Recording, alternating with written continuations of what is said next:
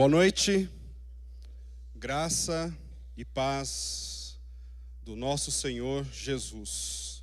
Amém? Mais uma vez estamos aqui para abrir a palavra do Senhor, meditar nela, com o intuito de que o Senhor, por meio do seu Santo Espírito, fale aos nossos corações. Espero que esse seja o seu desejo. E gostaria que você orasse agora comigo, mais uma vez. Senhor,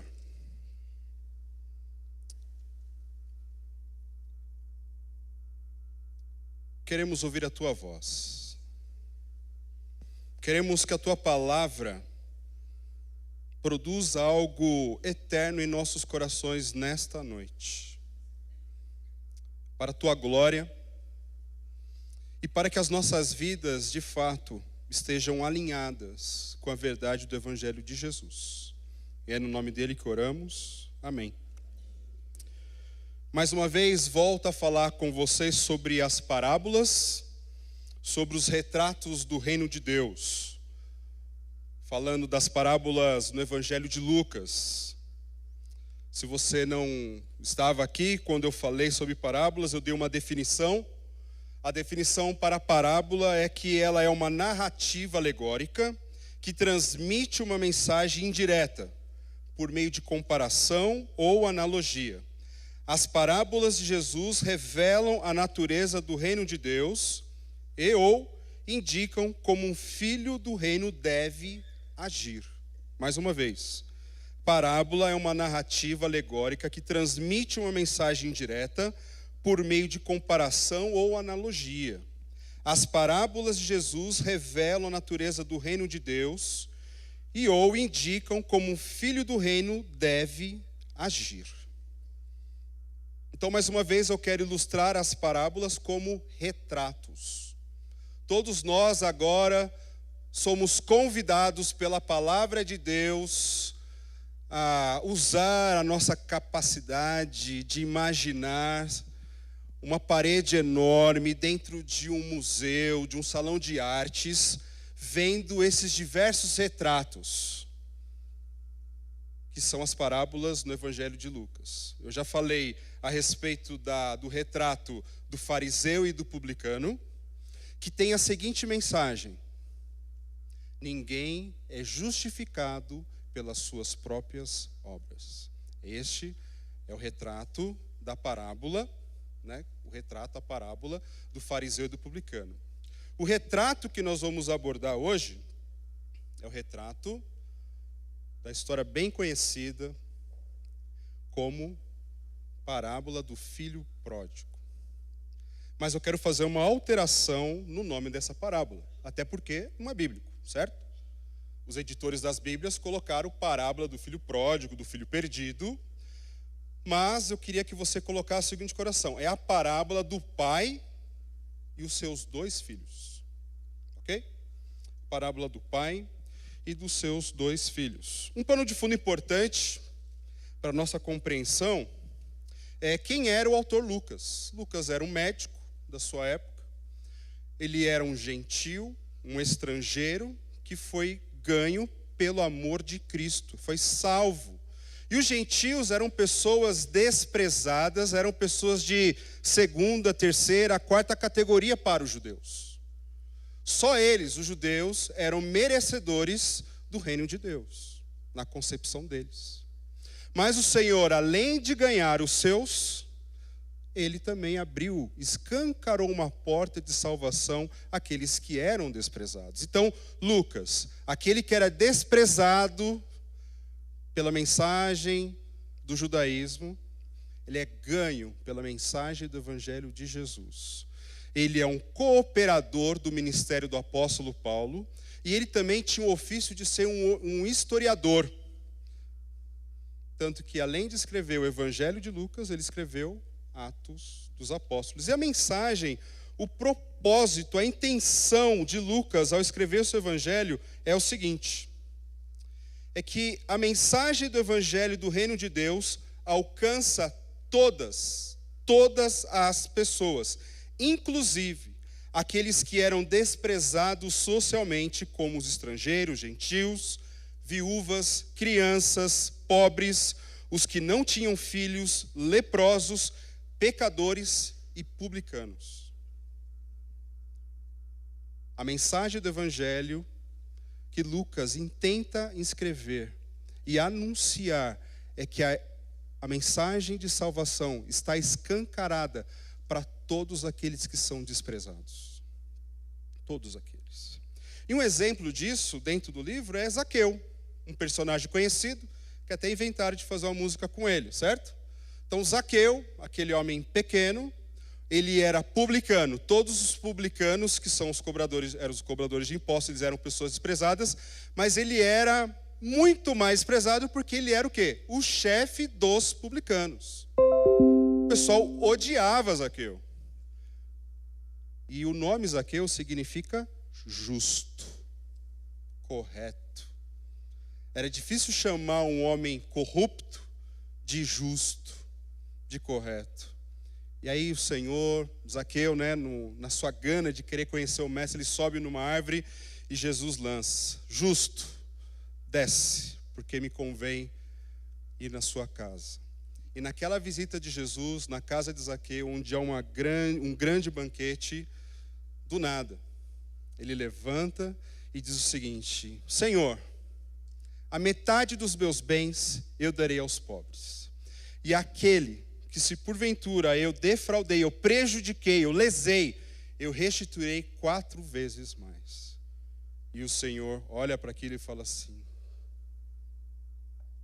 yes, nesta noite, nesta casa, houve salvação. Então essa é a mensagem do evangelista Lucas.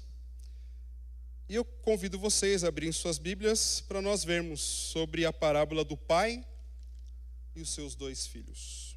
Lucas 15, de 11 a 32. E eu já peço desde já que você deixe a sua Bíblia aberta nesse capítulo. Se tiver no seu celular, não feche, não desligue-o, ok? Mas use para o culto. Então vamos lá. Lucas 15, a partir do versículo 11. Jesus continuou.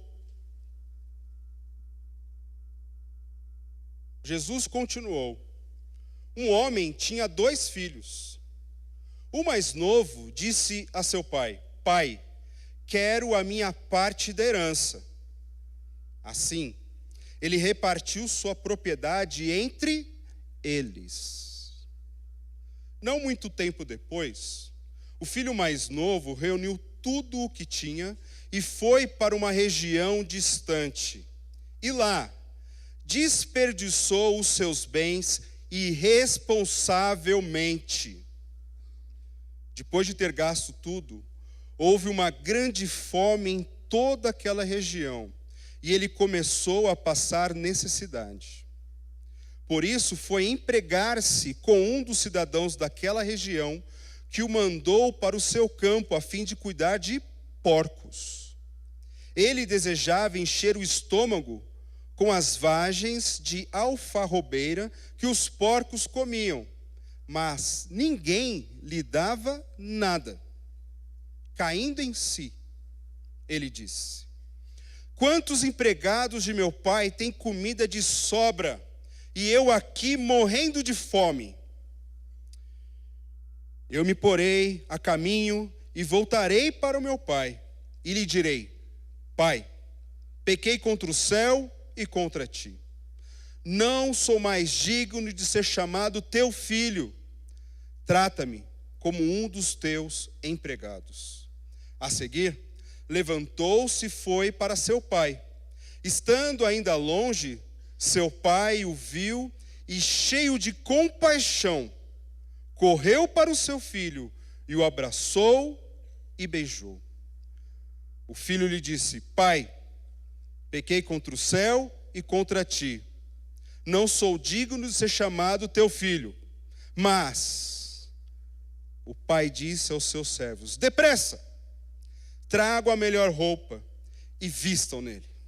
Coloque um anel em seu dedo e calçados em seus pés. Tragam um novilho gordo e matem-no. Vamos fazer uma festa e alegrar-nos. Pois este meu filho estava morto e voltou a viver. Estava perdido e foi achado. E começaram a festejar o seu regresso. Enquanto isso, o filho mais velho estava no campo. Quando se aproximou da casa, ouviu a música e a dança. Então chamou um dos servos e perguntou-lhe o que estava acontecendo. Este lhe respondeu: seu irmão voltou, e seu pai matou o novilho gordo, porque o recebeu de volta, são e salvo. O filho mais velho encheu-se de ira e não quis entrar. Então seu pai saiu e insistiu com ele. Mas ele respondeu ao seu pai: olha, todos esses anos tenho trabalhado como um escravo ao teu serviço e nunca desobedeci às tuas ordens. Mas tu nunca me deste nem um cabrito para eu festejar com os meus amigos. Mas quando volta para casa esse teu filho, que esbanjou os teus bens com as prostitutas, matas o novilho gordo para ele. Disse o pai: meu filho, você está sempre comigo, e tudo que tenho é seu. Mas nós tínhamos que celebrar a volta deste seu irmão e alegrar-nos, porque ele estava morto e voltou à vida. Estava perdido e foi achado.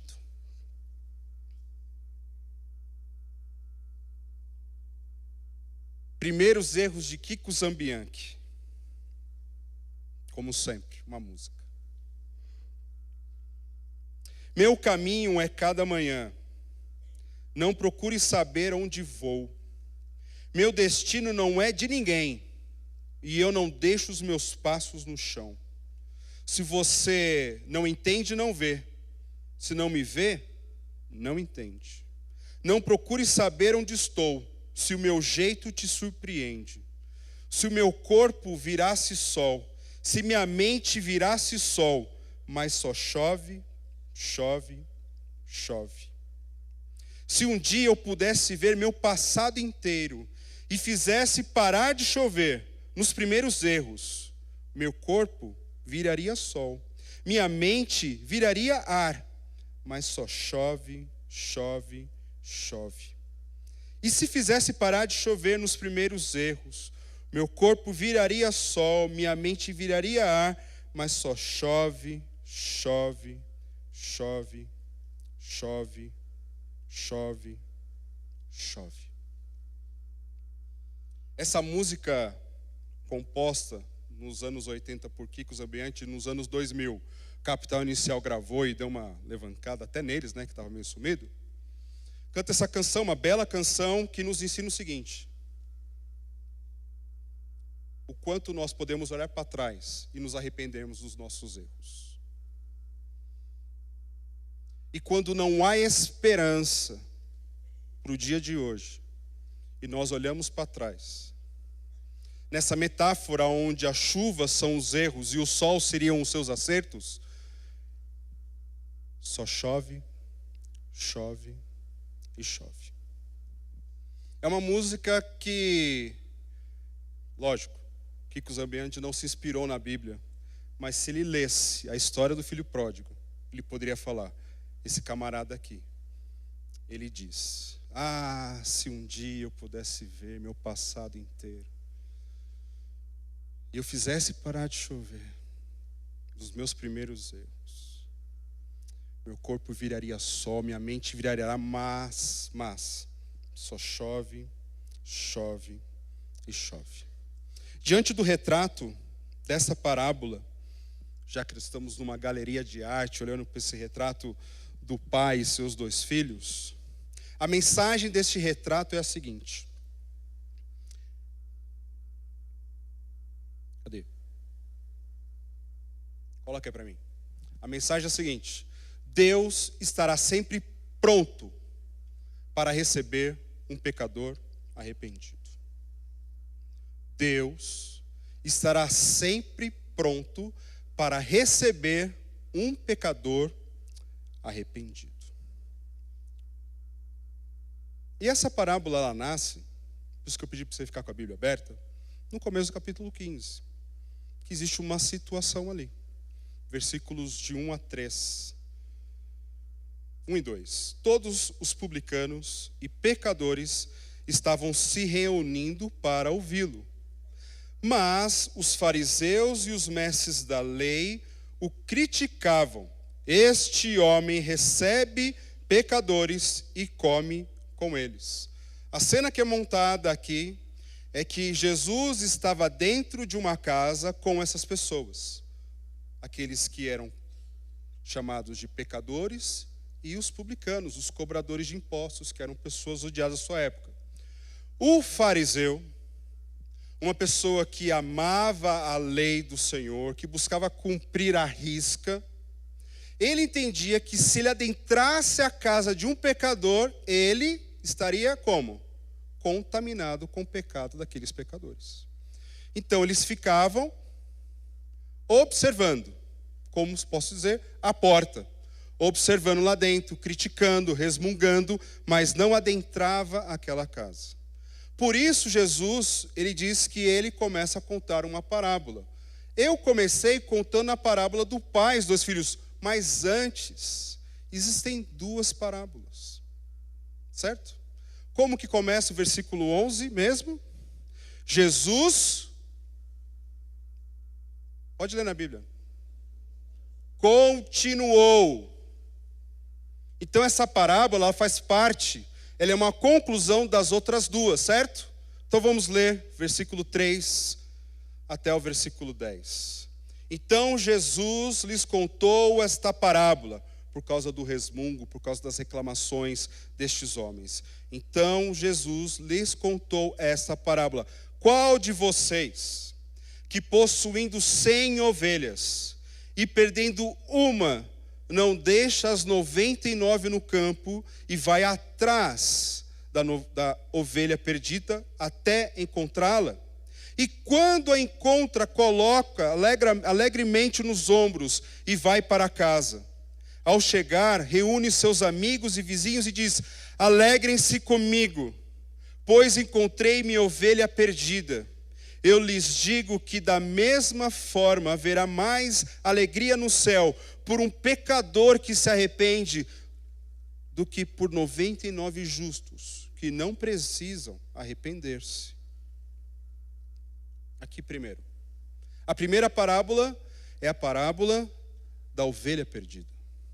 E nós precisamos entender o contexto que Jesus conta, aquilo que os seus ouvintes entenderam, para que possamos entender a dimensão da alegria do pastor. Porque a gente pode dizer assim: o pastor gostava da sua ovelha,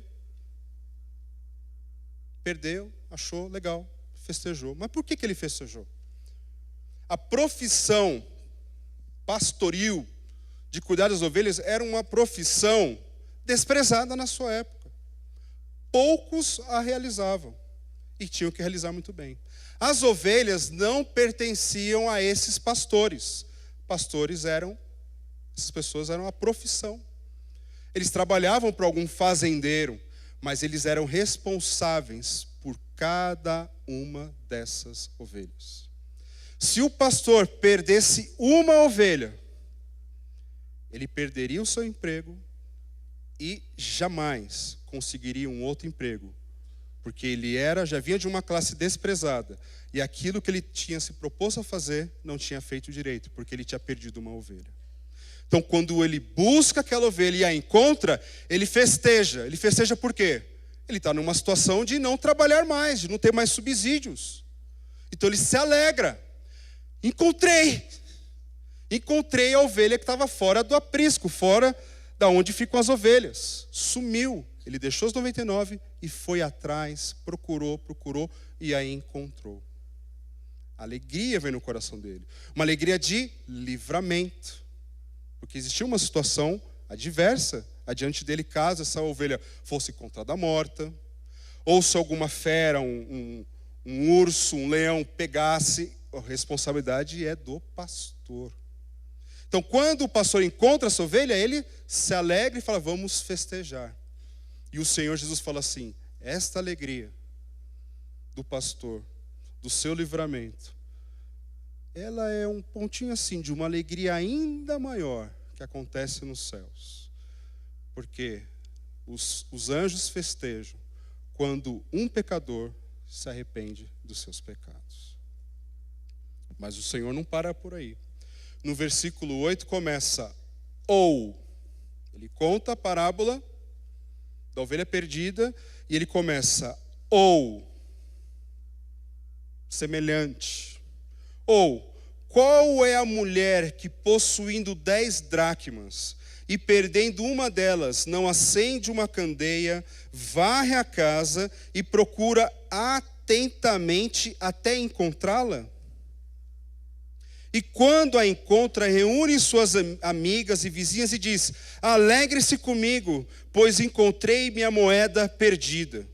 Eu lhes digo que, da mesma forma, há alegria na presença dos anjos de Deus por um pecador que se arrepende. Dracma era uma moeda grega, equivalente a um denário, que era a moeda romana, que representava o salário de um dia de trabalho.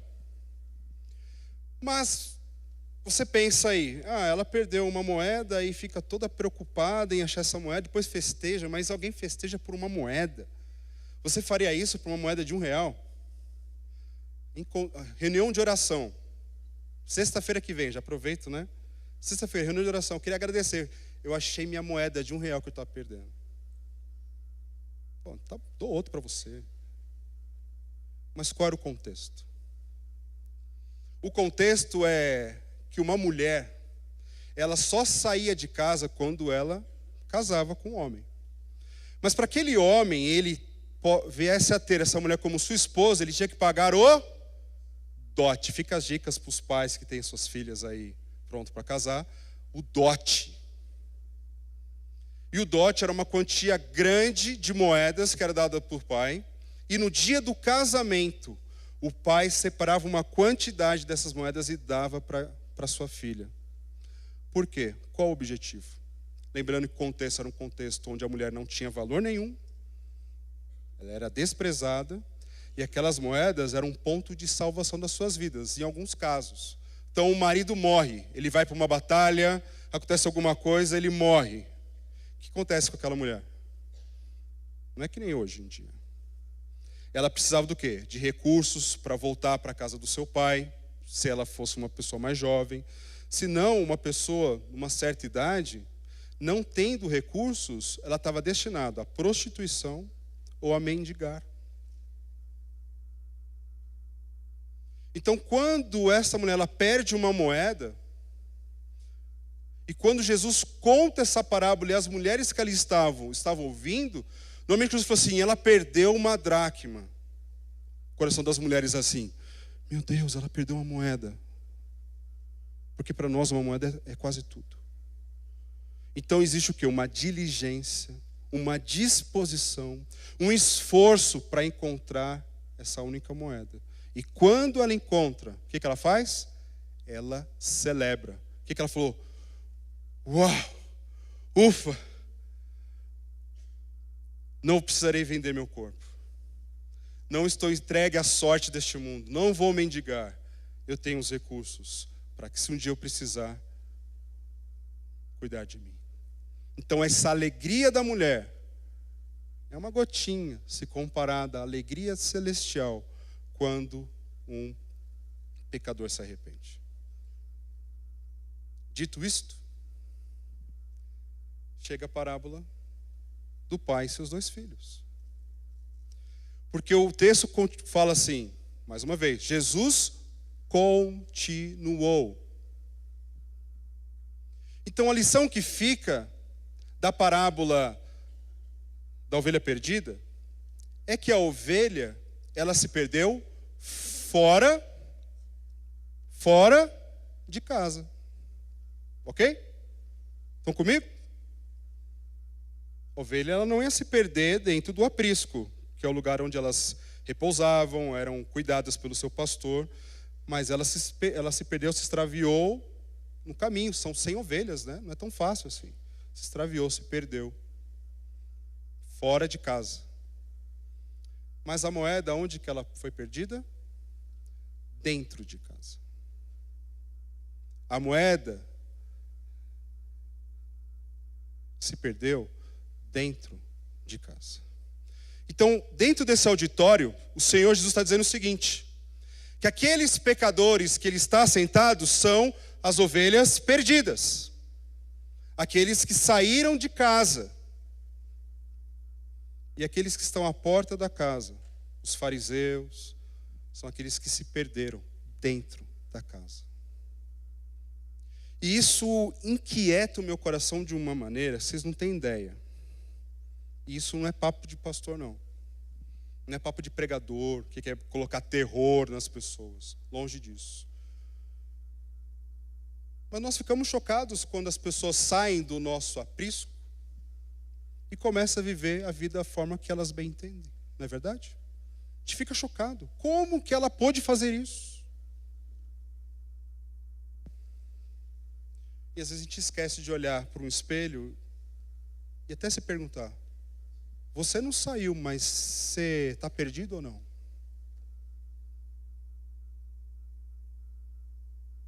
Porque o Senhor está falando de um pai que tinha 2 filhos. E esse filho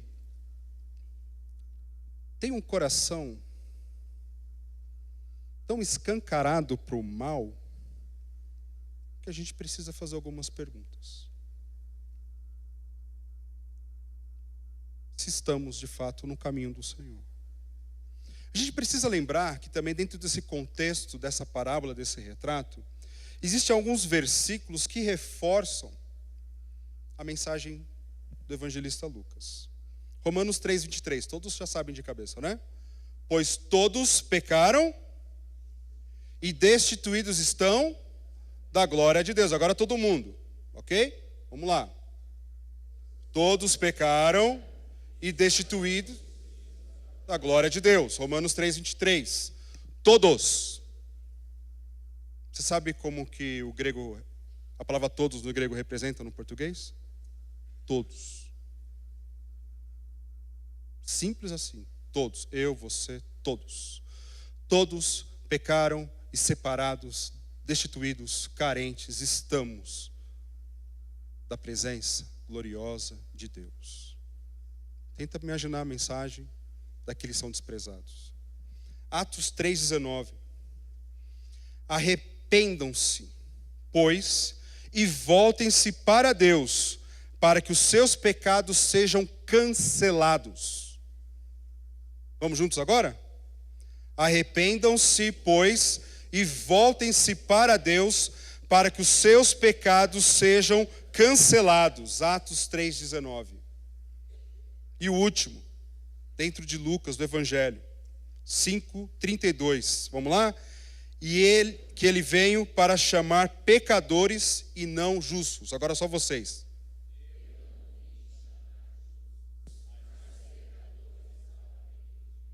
Isso, minha cola está diferente, né? Eu não vim chamar justos, mas pecadores ao arrependimento. A pergunta que eu quero que você faça para cima, eu quero que faça mesmo. Eu já me arrependi dos meus pecados? Eu me acho pecador ou não? Eu me acho justo? A lição do retrato que eu passei da última vez é que ninguém é justificado pelas suas próprias obras. Não existe uma autojustificação. Existe uma justificação do alto. Jesus, que é o justo, pagou o preço de nós que somos injustos na cruz do Calvário. Essa mesa nos faz lembrar mês a mês daquilo que o Senhor fez por nós. É Ele, é a obra dEle. O que eu preciso fazer é colocar toda a minha confiança, toda a minha esperança de que quem é Jesus e o que a sua obra realizada de fato me traz paz com Deus. Vamos pensar e ver um pouco a respeito do filho mais novo, onde que nós chamamos de pródigo. A palavra pródigo significa o quê? Esbanjador, gastador, aquele que se entrega totalmente. Essa é a ideia. O filho mais novo. Primeira coisa, ele entendia que o pai representava para ele a barreira da felicidade. Impedia de alcançar a felicidade. O dia que eu sair da casa de meu pai, né, jovens? O dia que eu tiver 18 anos, eu farei as coisas como eu bem entender. Porque meu pai fala assim, ó, o dia que você sair de casa, você faz o dia que você quiser. Mas enquanto está aqui, é do meu jeito.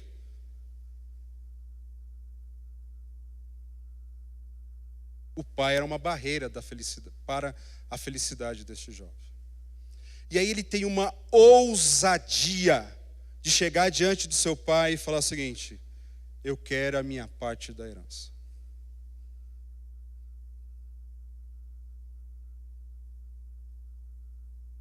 Eu quero a minha parte da herança. Naquele contexto, se o pai ouvisse isso do seu filho, sabe o que seu filho estava dizendo para ele em outras palavras? Eu quero que você morra. Porque ele só receberia a sua herança após a morte de seu pai. Então era o seguinte: eu quero que o Senhor morra. Eu não estou nem aí para você. Eu não estou nem aí para as suas leis, para os seus mandamentos, para as suas ordens, para os seus padrões. Eu quero que o Senhor morra, porque eu quero viver a vida conforme os meus desejos. Só que tem um detalhe aqui, meus irmãos. Lembrando que aquela época era patriarcal. O pai é a figura mais importante de um clã, de uma família. E depois quem é? Não é a mãe. Quem é? É o filho mais velho. E sabe o que está implícito aqui? Que o filho mais velho não disse, mas tinha o mesmo desejo no coração que o seu irmão. Porque a atitude do filho mais velho deve assim: fica quieto, meu irmão. Que conversa é essa para o nosso pai? Que desrespeito, que desonra. Mas ele se calou. Ele se calou. Ele não disse palavra alguma. E diz que o pai, ele vende as suas coisas e reparte. Lógico, a maior parte para o primogênito e depois para o filho mais moço. E o que isso me explica aí, que me deixa até preocupado, pensando em Deus, do relacionamento que temos com o Senhor, é sobre disciplina. A pior disciplina que o Senhor pode conceder a cada um de nós. Sabe qual é? Ele fala assim: faz o que você quiser. É quando, nas cercas que o Senhor coloca na nossa vida, de tanto insistimos, de tantos queremos a felicidade fora da casa do Pai, o Senhor faz assim: Ele tira as cercas, Ele abre a porta e fala: faz o que você quiser. É semelhante à história do barquinho. O barquinho que estava preso na nau. Um barquinho pequenininho. Mas o sonho do barco era navegar os altos mares. E ele desejava: solta a minha corda, eu quero navegar, eu quero ser feliz. Não, barquinho. Não dá. A imensidão do mar é muito para você.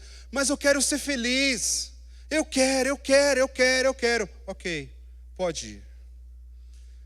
E o barquinho saindo, ele: uau! Agora eu vou conhecer os mares, os 7 mares. Que felicidade! Na primeira onda, destruiu o barquinho. Lembra de uma coisa. Eu não estou botando terror. Essa é a palavra de Deus. Essa é a palavra de Deus. A pior disciplina que o Senhor pode nos dar é permitirmos que façamos o que o nosso coração mais deseja. Mais deseja. Mais deseja.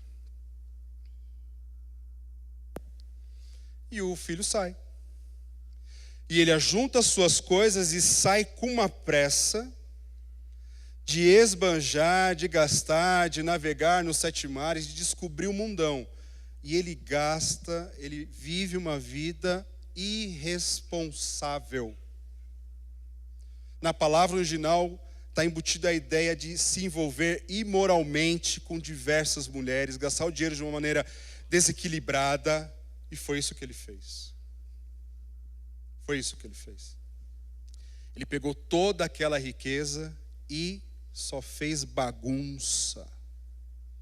Fez tudo o que o seu coração mais desejava. E um parênteses aqui de uma percepção pastoral é que quando o crente vai para o mundo, ele consegue fazer coisas que até o incrédulo se assusta. Até o incrédulo se assusta. Quando ele está aqui, ele se sente preso. Aqui não tem felicidade. Quando vai para lá, até o diabo se assusta. Misericórdia. Mas o tempo de fome chegou. E o tempo de fome chega quando não existe mais nenhum dinheiro. E quando não tem mais dinheiro, também não tem amigos. E quando não tem amigos, você não tem mais nada. Pensando no seu alimento, tentar se sobreviver, ele deseja trabalhar com porcos, mas não para ganhar dinheiro, é para se alimentar de comida de porcos. E essa é uma das principais, uma principal analogia assim, de desprezo para um judeu, porque o porco é um animal que o judeu despreza, é uma coisa imunda. O quê? O filho saiu da casa e foi cuidar de porcos, foi viver dessa maneira. E é uma fome que o humilhou, o prostrou, a ponto de desejar trabalhar com um porco.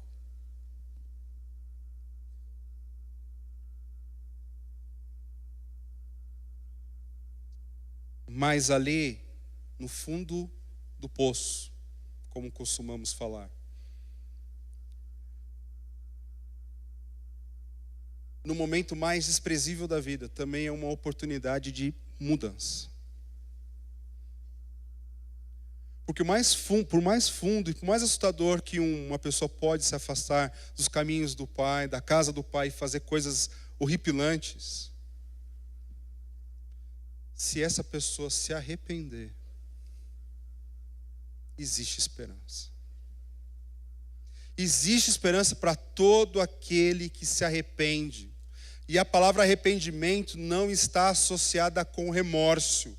Ela está associada com transformação. Arrependimento é uma mudança de mente, é uma transformação.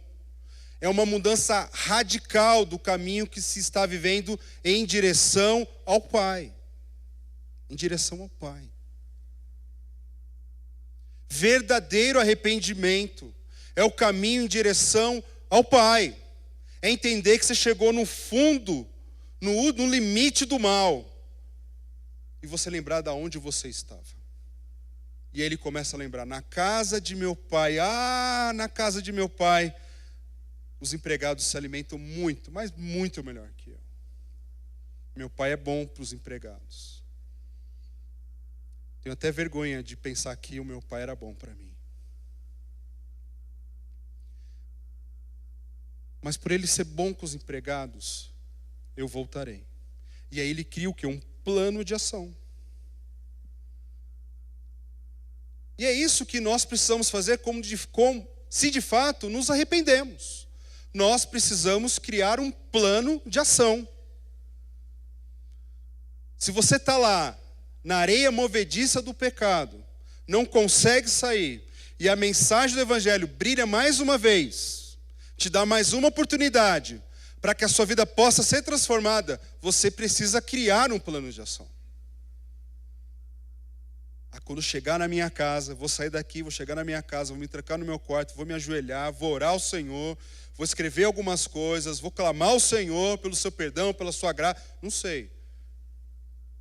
Mas que você vai ser tentado a chegar na sua casa, ligar a televisão, ver o Fantástico, ver os gols, isso, aquilo, babá, vai ser tremendo. Então, por isso, seu plano de ação, ainda peço que ainda seja hoje, seja agora. Nós temos aqui uma mesa que nos anuncia uma grande oportunidade de transformação. Porque lembrando a parábola, essas 3 que nós colocamos aqui, existem pessoas perdidas dentro de casa. Não é meu dedo apontando. É a palavra dizendo e nos alertando que como as pessoas se perdem lá fora, existem pessoas que se perdem aqui dentro. E ele volta para casa. Ele tem seu plano de ação. Calma aí, meu pai é um homem muito bom.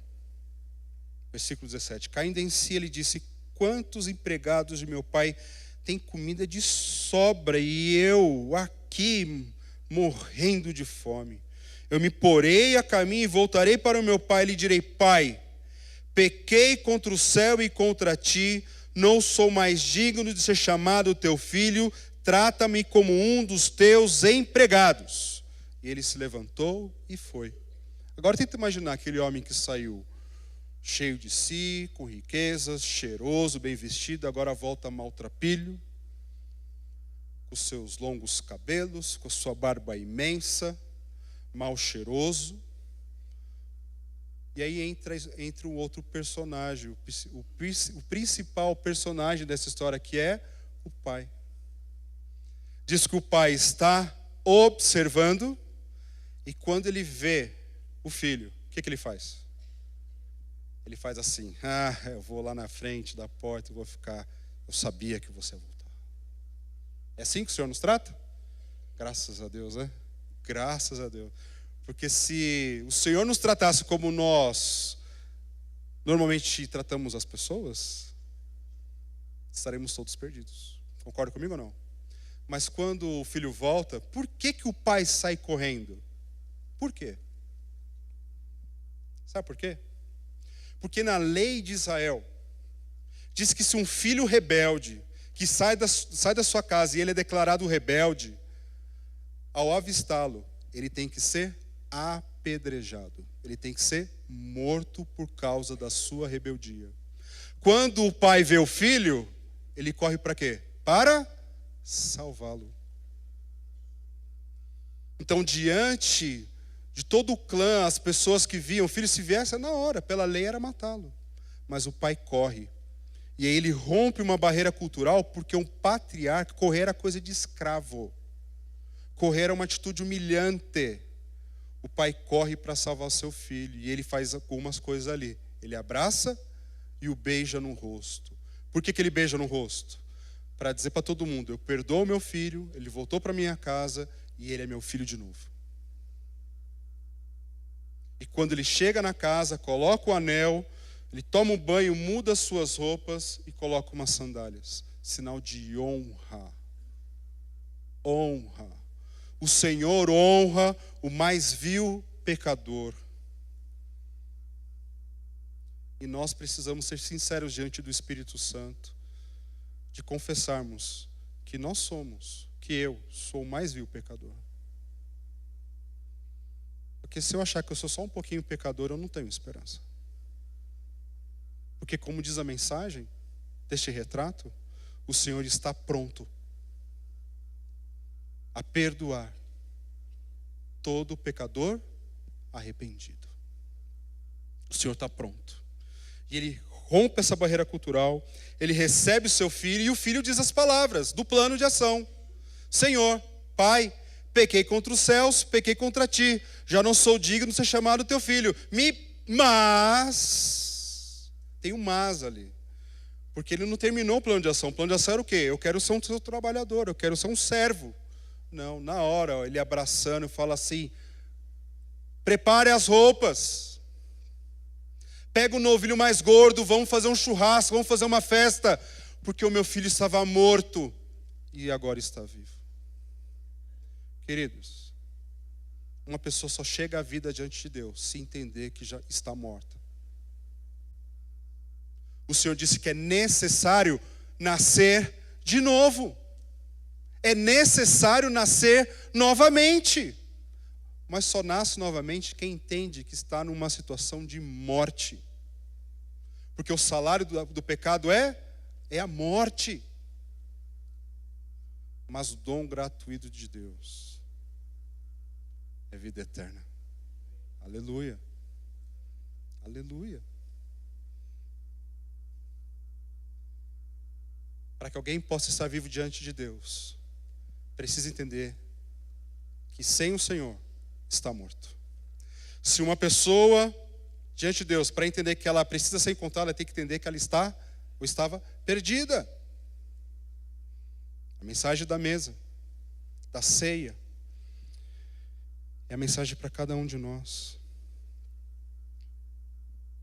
Estênio Marços, na sua canção Fim de Tarde no Portão, ele diz assim: fim de tarde no portão, a cabeça branca ao relento, teimosia de paixão, faz das cinzas renascer alento. Na estrada o seu olhar, procurando um vulto conhecido, espera um dia abraçar quem diziam já estar perdido. O seu amor é tão forte, mais que o inferno e a morte, são torrentes que arrebentam o chão. Mais fácil secar os mares, apagar a estrela Antares, que arrancar o amor de seu coração. Fim de tarde se debruça no portão. Mas um dia aconteceu e o moço retornou mendigo. O pai depressa correu e abraçou o filho tão querido. Tragam roupas e o anel, calcem logo os seus pés, milagre. Vinho do melhor tonel, tanta alegria em mim não cabe. O seu amor é tão forte, mais que o inferno e a morte, são torrentes que arrebentam o chão. Mais fácil secar os mares, apagar a estrela Antares, que arrancar o amor de seu coração. Fim de tarde, está deserto o portão. A música diz que o pai ansiosamente, todo fim de tarde, ele esperava a volta do filho. E quando ele voltou, ele não precisava estar mais lá. Mas a história não acaba, né? Porque é a parábola do pai e seus dois filhos. Falamos do filho mais novo, do pai, e agora do filho mais velho. Diz que ele encheu-se de ira quando ele soube que o seu irmão voltou. Mas esse camarada, como eu já disse em outras palavras, é um hipócrita. Ele desejava a morte do pai. Ele recebeu a sua herança. Mas, entendendo que ele precisava se auto-justificar-se ali, ele continuou fazendo o que precisava. E é isso que nós precisamos aprender para a nossa vida cristã, que não é porque nós buscamos viver uma vida de santidade, que eu frequento todas as atividades da igreja local, que eu assumo posições de liderança, de serviço, que está tudo certo. Não está tudo certo. Não está tudo certo. Se você é aquela pessoa cheia de argumentos, que consegue argumentar, enganar, manipular todo mundo, entenda uma coisa: Deus não é assim. Vamos mudar essa história. Deus não se engana. E a palavra é Deus, que Deus não se deixa escarnecer-se. Ele não deixa que ninguém venha escarnecer o Senhor. Deus não se engana. O que você planta, você vai colher. Ok? Ele encheu-se de ira. Ele não faz isso. Ele não faz aquilo. Ele não chega na hora. Ele está lá fora. Assim, assim, assado. Cuidado de nós, por praticarmos e de uma forma até louvável, nos esforçarmos de fazer o bem, mas se o nosso coração está distante do Senhor, não vale. Não vale. Eu já falei na classe que eu dou para novos membros, candidatos a novos membros, curso de integração, que o serviço do Senhor, ele deve ser uma bênção. Ele deve ser uma expressão da nossa gratidão, da nossa alegria no Senhor. Nós servimos a Deus porque nós já recebemos tudo de Deus. Nós não servimos a Deus para receber algo dele. Deus não se deixa enganar. Então chegar aqui na hora é bom, não atrapalha. Mas você não está ganhando ponto com Deus com isso, ok? Você está fazendo isso porque você ama a Deus. Dedicar seus dízimos, suas ofertas, é bom? É. Mas faça isso com gratidão no seu coração, para que a alegria do Senhor abunde o seu coração. Vai ficar no estacionamento, chega com alegria e sirva. E que louvado a Deus seja por essas pessoas que têm se colocado à disposição de nos servir em várias áreas, mas que tudo seja feito como gratidão, como expressão do seu amor a Deus. Senhor, olha, tá vendo aqui? Eu estou amando o Senhor. Eu estou cuidando da câmera, do som, da projeção, da transmissão, da recepção, de tantas coisas aqui na igreja. Mas é por amor ao Senhor. E aí aqueles que não estão fazendo, vocês abençoem essas pessoas que nos servem com amor. Põe o seu carro ali? Claro, irmão. Que prazer. Lógico, como? Por que não? Certinho. Eu não sei de nada. Se acontecer alguma coisa, é Deus, viu? Sei de nada. Corresponde com alegria. Sabe por quê? É teu irmão. É a nossa casa. Ninguém é melhor que ninguém aqui. O sangue que quita um pecador terrível na sociedade, aos olhos da sociedade, é o mesmo sangue que quita aquele que é mentiroso.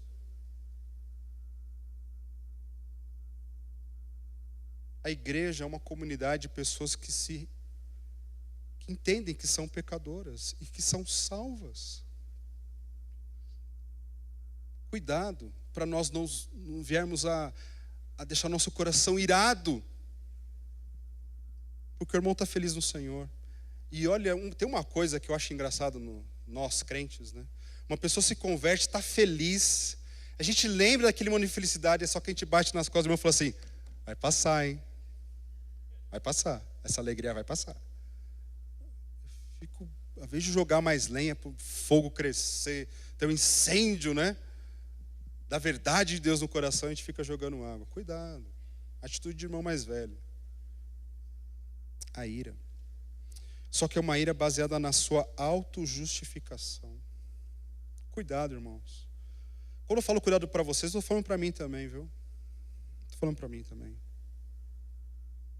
Um ódio se levantou no coração dele. E ele expressou esse ódio falando para o pai assim: o teu filho. O teu filho. Porque eu fiz tudo certo. Mas o teu filho pegou a parte das tuas riquezas e gastou tudo. E eu que estou aqui como um escravo te servindo, você não me deu um cabrito. Irmãos, nós precisamos conhecer o coração do nosso Pai. Porque um crente que chega a dizer essas palavras é uma pessoa que não conhece a Deus, não conhece as misericórdias de Deus, não conhece a fidelidade de Deus, não conhece a graça de Deus. Ela está querendo se justificar pelos seus méritos. Cuidado, cuidado, Fábio, cuidado, irmãos, cuidado, meus ouvintes, cuidado com isso. O Tim Keller, ele usa uma ilustração no livro dele, Deus Pródigo. E não se assuste, porque pródigo não é um palavrão. É esbanjador, gastador. Então ele fala que Deus, na verdade na história, Deus é que é pródigo, porque ele gasta todo o seu amor, toda a sua misericórdia. Indicação de um livro para vocês. E ele fala assim, uma ilustração que não existe, sabe, não existe a história, apenas uma ilustração.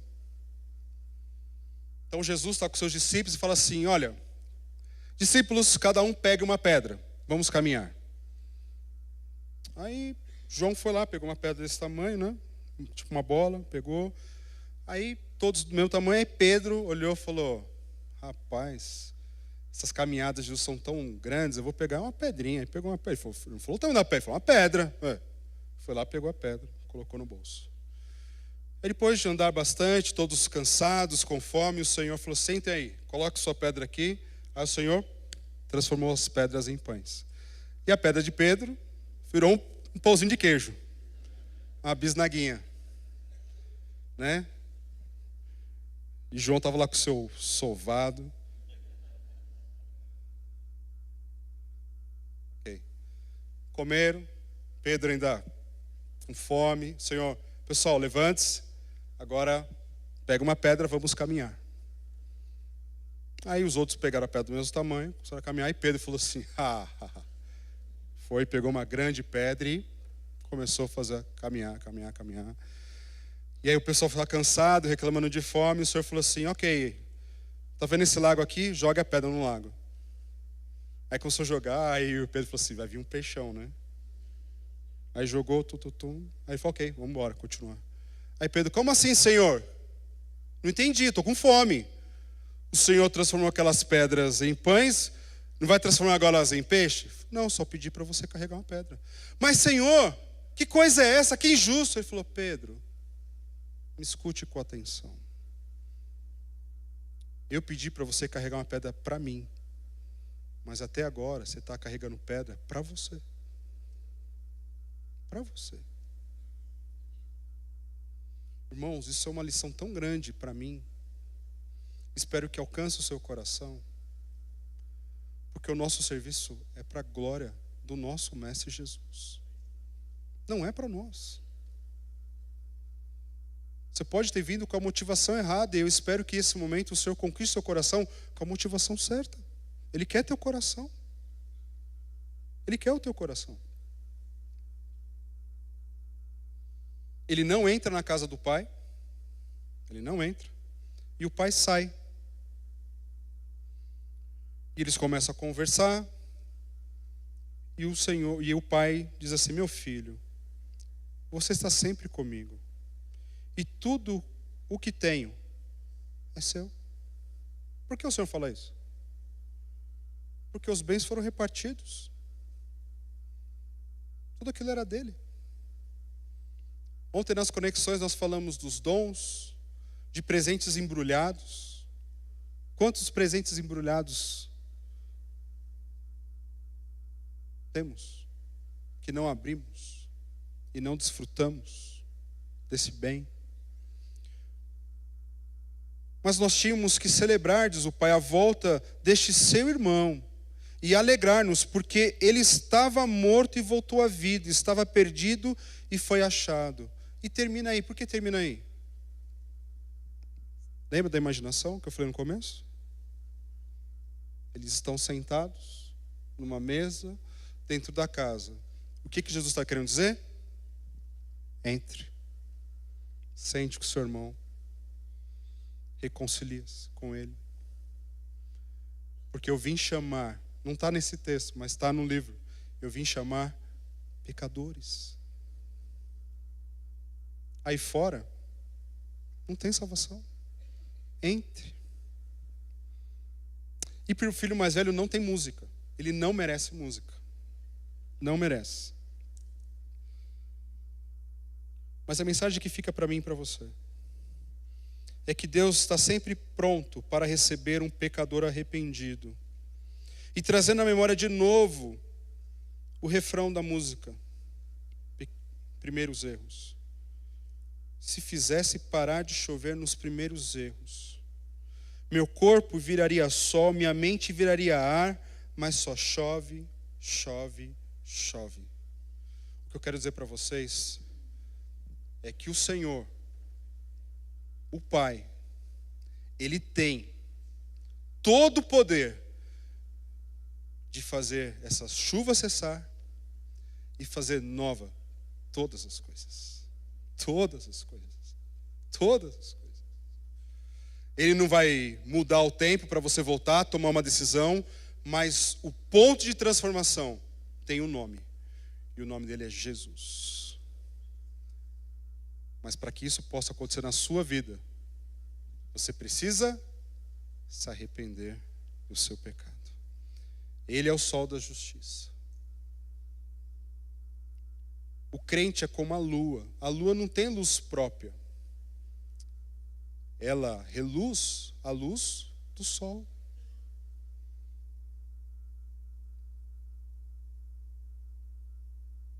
E só reluz à luz do sol porque a luz bate nela.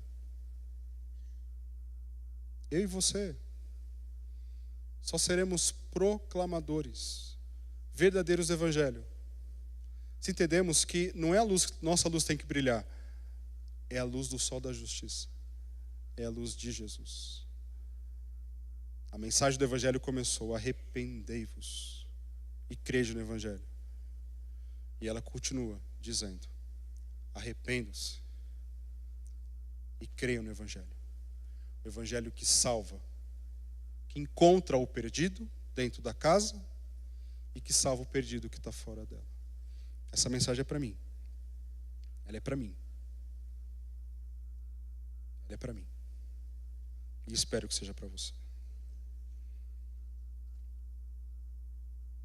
Vamos orar mais uma vez.